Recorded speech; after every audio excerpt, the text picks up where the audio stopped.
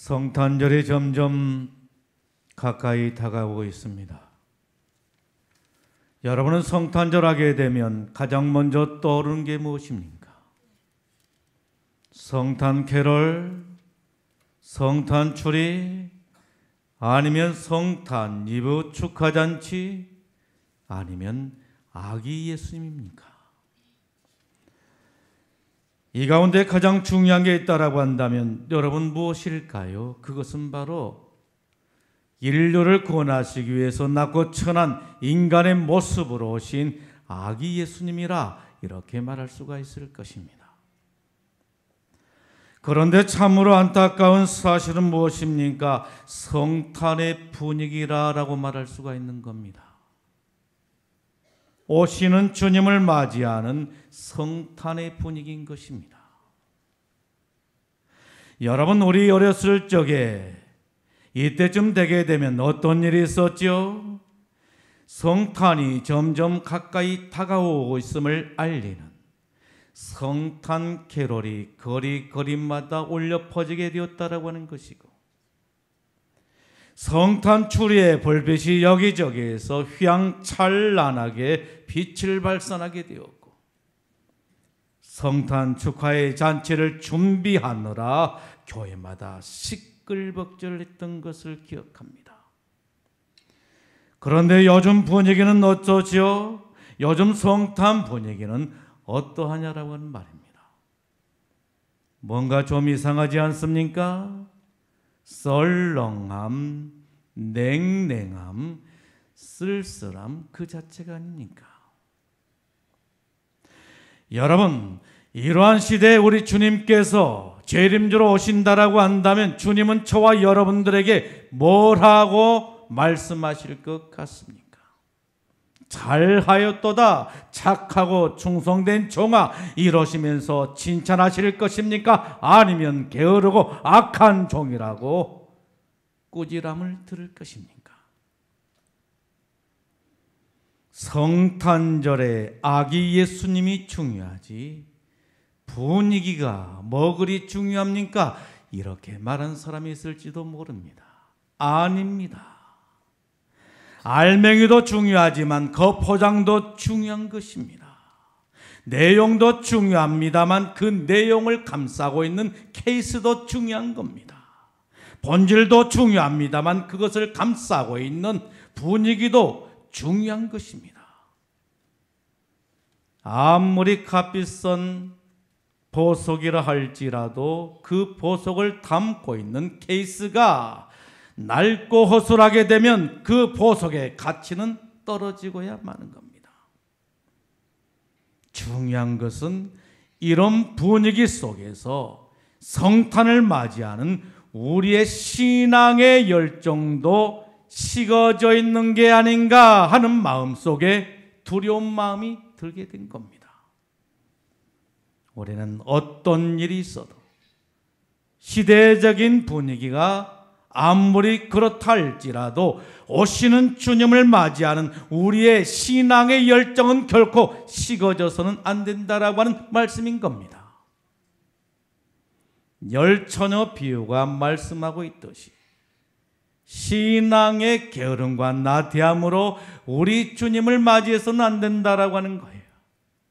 슬기로운 다섯 처녀처럼 등과 기름을 준비하고 깊은 마음으로 맞이할 수가 있어야 될 줄로 믿습니다.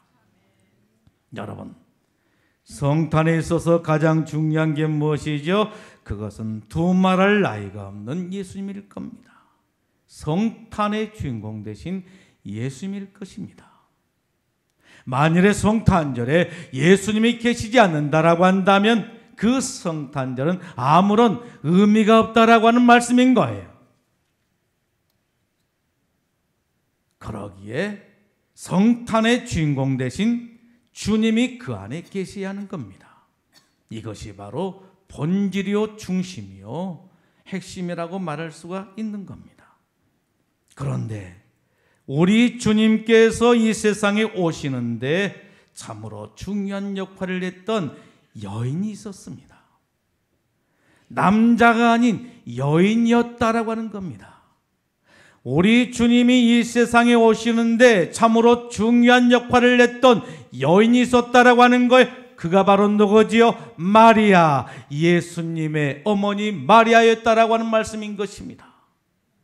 만일에 마리아가 없었다라고 생각해 보십시오. 어떻게 성탄절이 우리에게 있을 수가 있었겠습니까? 성탄절은 불가능했을 것입니다. 그런데 그가 있음으로 말미암아 온 세상에 성탄의 아름다운 소식이 전해지게 되었고 구원의 찬란한 빛이 온 세상에 비춰지게 된 겁니다. 여러분, 그렇다면 마리아는 어떤 여인이었을까요?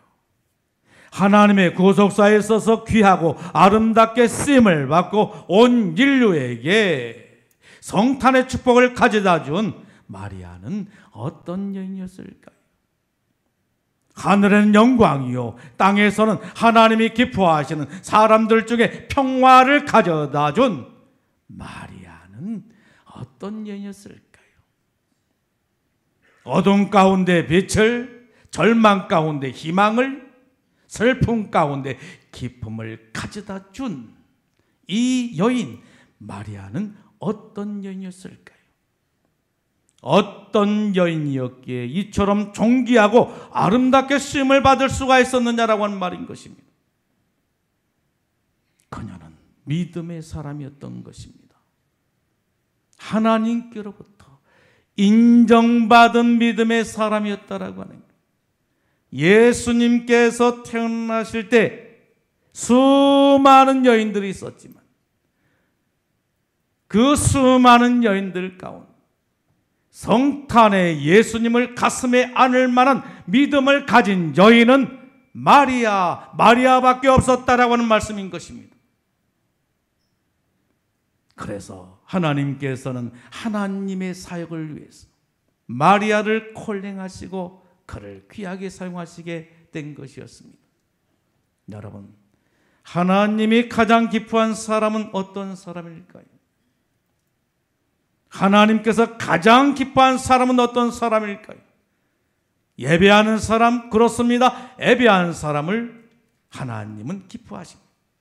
기도하는 사람, 그렇습니다. 하나님은 기도하는 사람을 기뻐하십니다. 봉사하는 사람, 그렇습니다. 하나님은 봉사하는 사람을 기뻐하십니다. 그런데 그보다 더 중요한 사람이 있습니다. 믿음의 사람인 것입니다. 하나님은 믿음의 사람을 기뻐하신 것입니다. 히브리서 11장 6절에 말씀하십니다. 믿음이 없이는 하나님을 기쁘시게 못하나니 하나님께 나아가는 자는 반드시 그가 계신 것과 그를 찾는 자들에게 상 주시는 이심을 믿어야 할지니라 라고 말씀하고 있는 것을 봅니다. 여러분, 하나님이 기뻐하신 사람은 어떤 사람이라고 하는 거예요? 믿음의 사람이라고 하는 겁니다.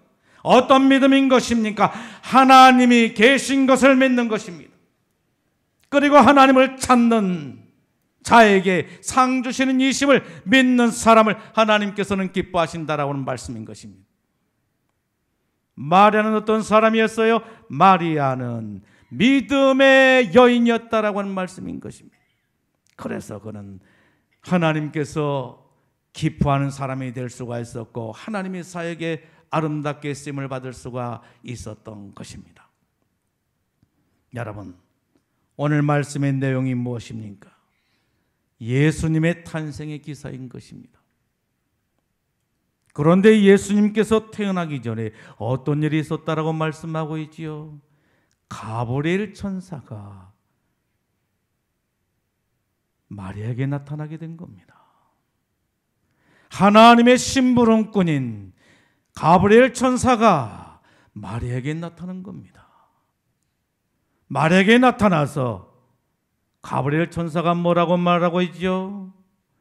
은혜를 받은 자여 평안할지어다 주께서 너와 함께 하시도다 라고 한 겁니다.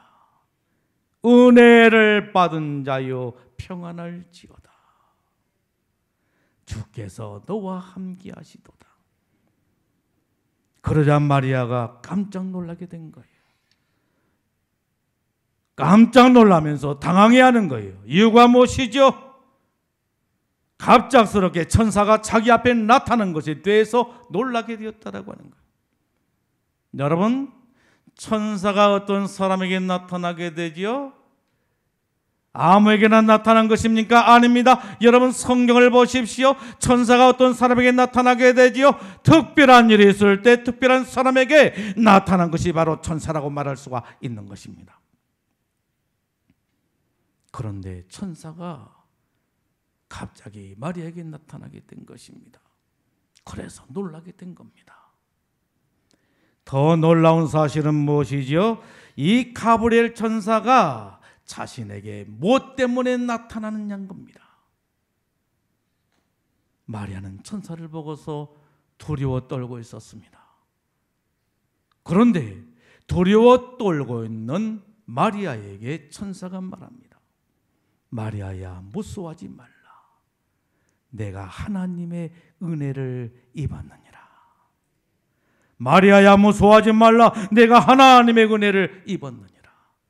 여러분, 여기에 보게 되면 중요한 말이 나옵니다. 그 말이 무슨 말이지요? 은혜라고 하는 말입니다. 은혜, 헬라어로 카리스. 여러분, 카리스라고 하는 이 말의 의미가 무엇일까요? 하나님께서 사람에게 좋은 것을 선물한다라고 하는 뜻인 것입니다. 그러니까 이 말씀은 하나님께서 마리아에게 좋은 것을 선물하고자 한다라고 하는 거예요. 그리고 천사는 이 소식을 전하기 위해서 왔다라고 하는 것입니다. 여러분, 그런데 그 좋은 선물이 뭐라는 거예요? 하나님께서 마리아를 그리스도의 모친으로 선택했다라고 하는 겁니다. 여러분, 이게 얼마나 큰 축복이에요. 이게 얼마나 큰 영광이에요. 그런데 다른 각도에서 살펴보게 되면 이것은 바로 큰 고통이었다라고 하는 말입니다. 영광이라기보다는, 축복이라기보다는 큰 고통이었다라고 하는 거예요. 여러분, 천사가 마리아에게 뭐라고 말하지요? 내가 잉태하여 아들을 낳게 될 것이라. 내가 잉태하여 아들을 낳게 될 것이라. 마리아가 어떻게 된다라고 하는 거예요? 잉태해서 아들을 낳게 된다라고 하는 거예요. 마리아가 누구지요? 처녀인 것입니다. 처녀에게서 잉태하여 아들을 낳게 된다라고 하는 거예요. 여러분, 아무리 천사지만 처녀에게 와서 이렇게 말할 수가 있는 것입니까? 이런 날벼락이 세상에 어디에 있어요? 처녀에게 임신을 하게 된다고요? 그래서 아들을 낳게 된다고요? 이게 할 소리냐 하는 것입니다. 당신은 어떤 시대였지요? 처녀가 임신하는 거, 이것은 상상할 수가 없었던 거예요. 요즘에는 이런 경우가 허다합니다마는 그때 당시에는 상상할 수가 없는 일이에요. 이것은 죽음을 말하는 것이었습니다. 간음죄로 돌에 맞아서 처절하게 죽음을 당했다라고 하는 말인 것입니다. 그런데 마리아에게 하는 이야기가 뭐예요? 잉태해서 아들을 낳게 된다는 거예요. 우리 어렸을 적만 해도 부모님들이 교회를 못 가게 했습니다. 왜 교회를 못 가게 했죠? 교회당은 연회당이고 교회 가게 되면 연회를 건다라고 하는 거예요. 그러니까 교회를 못 나가게 한 거예요. 만일에 교회를 가게 되면 달의 몽둥이를 분질러 버린다라고 했던 거예요. 달의 몽둥이를 분질러 본다라고 했던 거예요. 그러니까 우리 어렸을 적에 성도들은 어떤 모습으로 신앙생활을 했어요? 온갖 핍박을 다 당하면서 신앙생활했던 거예요. 교회 가다 걸리게 되면 온갖 욕설을 다 듣게 되는 거예요. 그것뿐만 아니라 머리채를 잡히게 되고 땅바닥에 팽개쳐지게 되는 거예요. 그것뿐만 아니라 밖으로 쫓겨나게 된 거예요. 다리 몽댕이를 불러버린다라고 하면서 교회를 못 가게 하는 거예요. 그럼에도 불구하고, 그런 핍박이 있었음에도 불구하고 신앙생활을 훌륭하게 차렸던 사람들이 얼마나 많이 있었는지 몰라요. 요즘에는 핍박이 없으니까 그런지 신앙생활을 잘 못하잖아요. 그러니까 핍박도 종종 있는 것이 은혜구나 하는 생각이 드는 거예요. 연애 거는 거, 이것을 용납하지 못합니다. 요즘에는 가라는 거예요. 나이 먹어서 결혼을 안 하고 있으니까 교회 가면 짝을 찾지 않겠나 해가지고 가라는 거예요. 그러니까 예전에는 진리라고 생각했던 것이 지금에 와서는 진리가 안 되는 거예요, 이게. 예? 교회 가서 짝이라도 하나 만나라, 이렇게 하는 거예요. 그런데 이런 시대에 결혼도 안 하고 처녀가 임신을 했다? 어떻게 되는 거예요? 동네 사람들에게 온갖 조롱을 당하게 되고, 집안의 수치가 되고 가문의 수치가 되었던 거예요. 우리나라도 이러한 때가 있었다라고 하는 말씀이죠. 요즘에는 결혼해도 아이가 잘 안 생긴 경우가 허다하더라고요. 결혼했으면 예전에는 아이 하나만큼 잘났잖아요.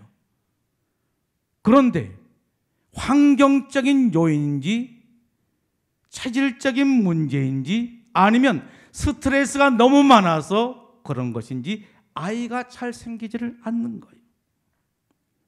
그러니까 결혼하자마자 아이가 생겼다라고 하는 거, 한 방에 아이가 생겼다라고 하는 거, 이것은 큰 은혜고 축복인 줄로 믿습니다.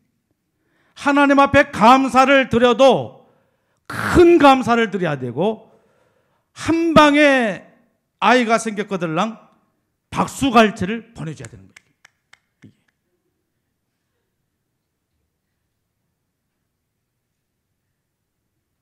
여러분,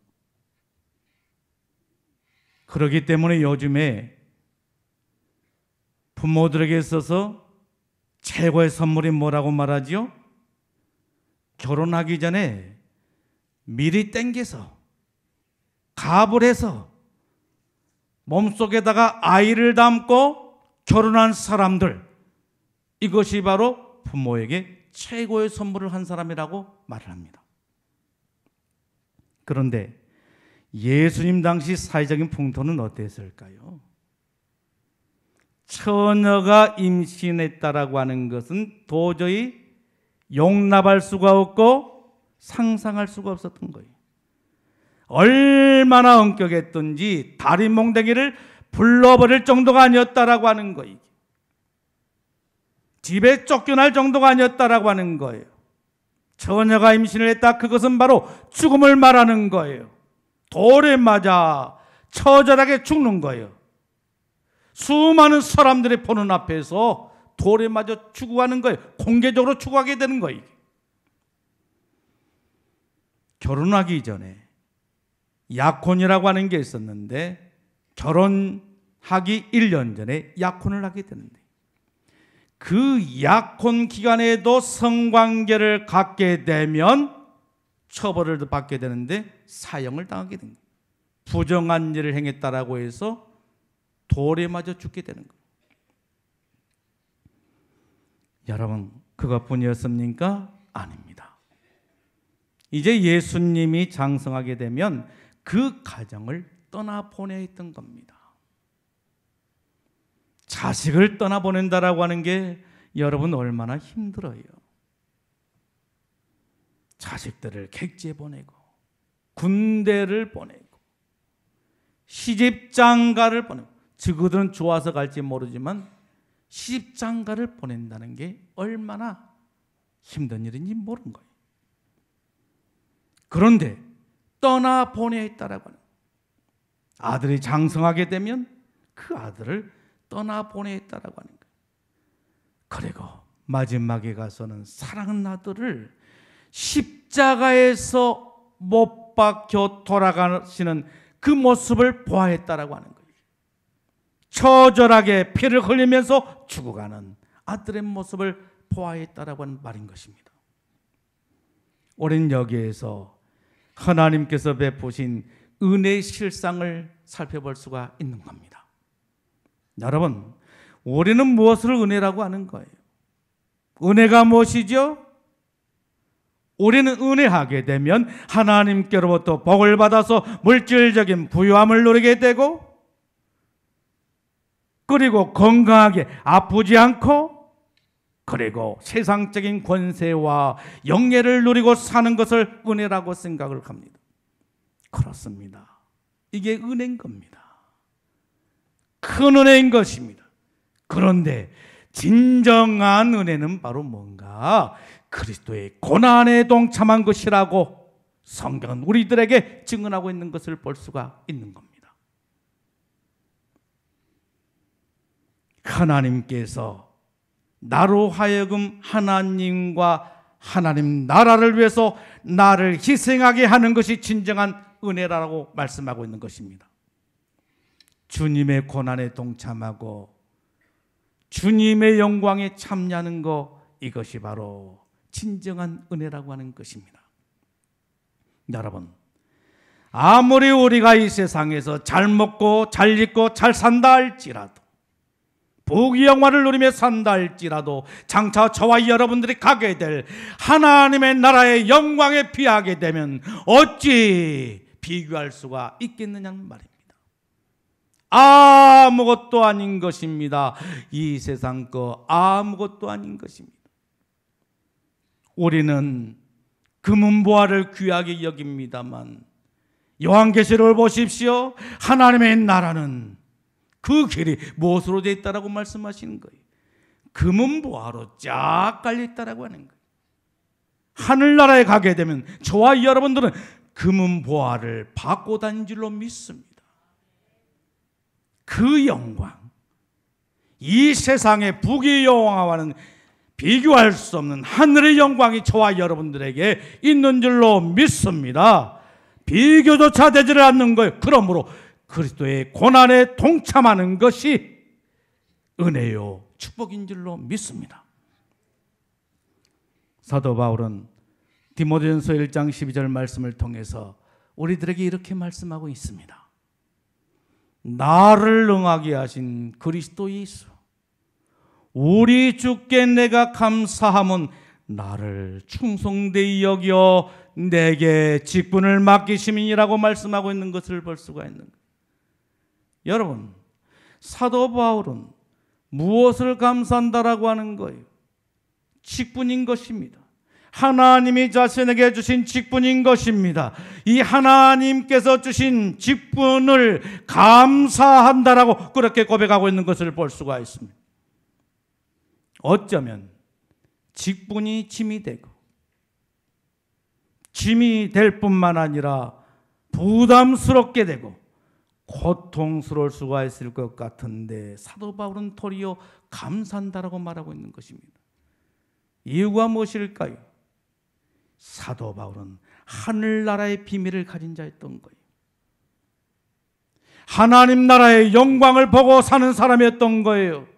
하나님 나라를 소망하며 살았던 거예요. 그렇기 때문에 하나님께서 주신 그 직분이 하늘나라의 축복임을 알았기 때문에 사도 바울은 감사한다라고 그렇게 고백하고 있는 것을 볼 수가 있습니다. 여러분, 내게 주신 직분에 대해서 감사한 자가 되십시오. 내게 무슨 직분이 주어졌든지 원망하지 말고, 불평하지 말고, 피하려고 하지 말고 은혜로 여기며 감사한 자가 되십시오. 마리아처럼, 사도 바울처럼 감사한 자가 되십시오. 영적인 실업자가 되어서는 안 되는 겁니다. 여러분, 실업자 얼마나 불행해요. 내게 일이 있다라고 하는 게 얼마나 큰 축복이에요. 영적인 세계도 마찬가지입니다. 내게 사역이 있어서 그 사역을 통해서 하나님 앞에 영광을 올려드릴 수 있다라고 하는 것, 그것은 바로 하늘나라의 보화요 축복인 줄로 믿습니다. 로마서 8장 18절에 말씀하십니다. 현재의 고난은 장차 나타날 영광과 비교할 수 없도다. 비교할 수가 없는 거예요. 비교가 안 되는 거예요. 장차 우리 앞에 나타날 영광과 비교하면 아무것도 아닌 거예요. 여러분, 마리아는 내가 잉태하여 아들을 낳을 것이라고 하는 천사의 말을 듣고 어떻게 응답했지요?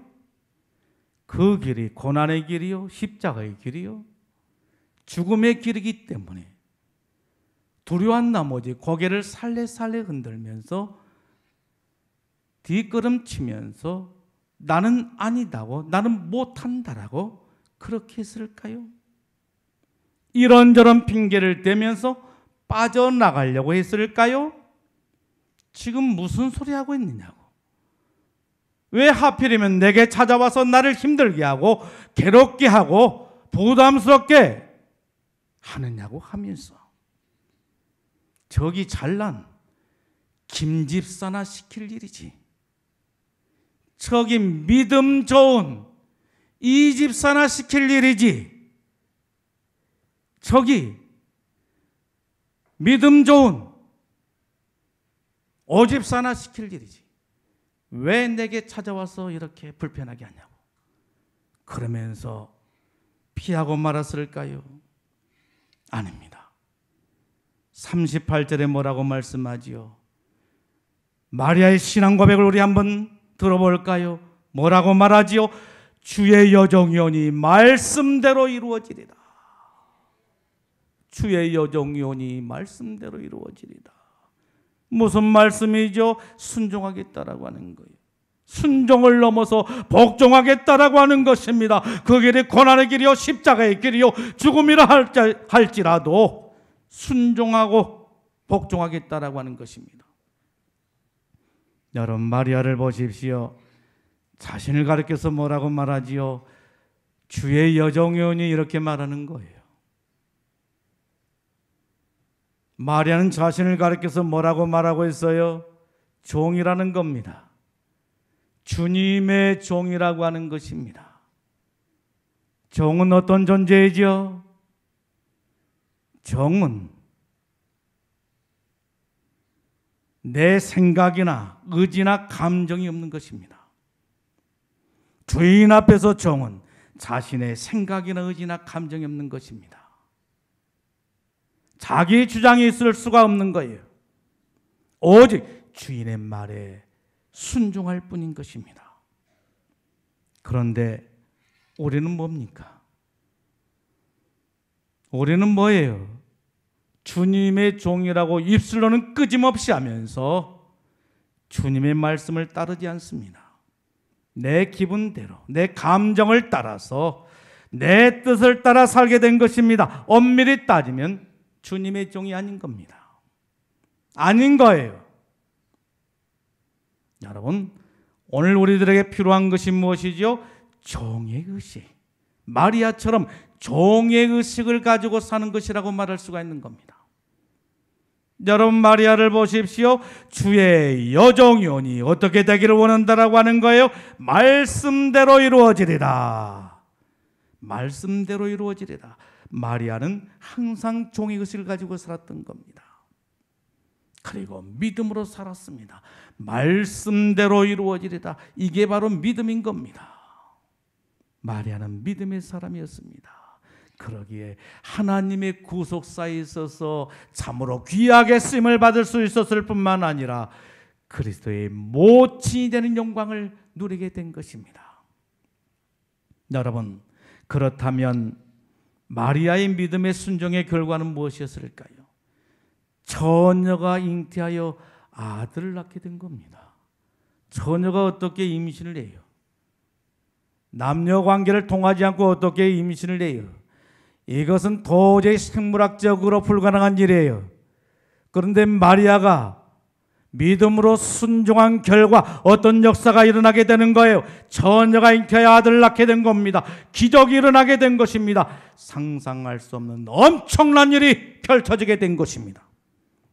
성령으로 예수님이 탄생하게 된 겁니다. 그런데 그 예수님은 누구라고 하는 거예요? 하나님의 아들, 하나님의 아들을 낳게 된 것입니다.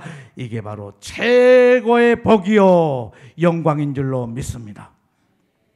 그리고 인류의 구원자를 낳게 된 겁니다. 아들을 낳으리니 그 이름을 예수라라. 예수. 예수의 의미가 뭔 거예요? 예수, 구원자란 말인 겁니다. 그러니까 마리아는 인류의 구원자를 낳게 된 것입니다. 순종이 축복인 겁니다. 순종이 능력인 겁니다. 순종이 기적을 만들어낸 겁니다. 만일에 마리아가 순종하지 아니했다라고 한다면 어떻게 이런 동정녀 탄생의 역사가 일어날 수가 있었겠느냐라고 하는 말씀인 것입니다. 어떻게 마리아가 하나님의 구속사에 귀하게 쓰임받는 일꾼이 될 수가 있었겠느냐 말입니다. 순종한 자가 되십시다. 주님의 말씀을 듣고 한 귀로 흘러버린 자가 아니라 주님의 말씀을 듣고 그 말씀을 신비에 기록하고 주님의 말씀에 순종한 자가 되십시다. 그래야게 되면 마리아처럼 오늘 저와 여러분들에게도 생각지 못한 놀라운 기적의 역사가 우리 앞에 펼쳐지게 될 줄로 믿습니다. 나는 아무것도 할 수 없지만 부족하고 연약하지만 하나님께서 반드시 순종하는 우리의 믿음 위에 놀라운 역사를 이루어 주실 줄로 믿습니다. 사랑하는 성도 여러분, 마리아는 어떤 사람이었기에 하나님의 구속사에 있어서 귀하게 쓰임을 받을 수가 있었을까요? 그리고 그리스도의 모친이라고 하는 영광을 누리게 되었을까요? 마리아는 믿음의 사람이었습니다. 마리아는 믿음의 사람이었기에 하나님의 구속사에 있어서 귀하게 쓰임을 받았을 뿐만 아니라 그리스도의 모친이 되는 영광을 얻게 된 것이었습니다. 그는 천사의 말을 듣고 잉태하여 아들을 낳을 것이란 천사의 말 듣고 두렵고 겁이 났지만 그 말씀에 순종하게 된 겁니다. 순종을 넘어서 복종하게 된 거예요. 그 결과 동정녀 탄생의 기적을 낳게 되었고 그리스도의 모친이 되는 영광을 얻게 되었고 온 인류의 구원자를 낳게 된 겁니다. 마리아 한 사람의 희생이 온 인류를 구하는 역사가 일어나게 된 줄로 믿습니다. 나 한 사람의 희생이 오늘 주님께서 원하시는 그 일에 동참하게 될 때 마리아처럼 한 사람의 희생이 온 인류를 구원했던 것처럼 우리에게도 구원의 놀라운 축복의 역사가 일어나게 된 줄로 믿습니다. 여러분, 오늘 우리에게 필요한 것은 무엇입니까? 하나님을 믿는 믿음입니다. 하나님의 말씀에 순종하며 사는 것입니다. 믿음, 순종이 우리의 인생을 완전히 바꿔놓게 될 것입니다. 우리의 팔자를 바꿔놓게 될 것입니다. 우리의 운명을 완전하게 바꿔놓게 될 것입니다. 기도하겠습니다.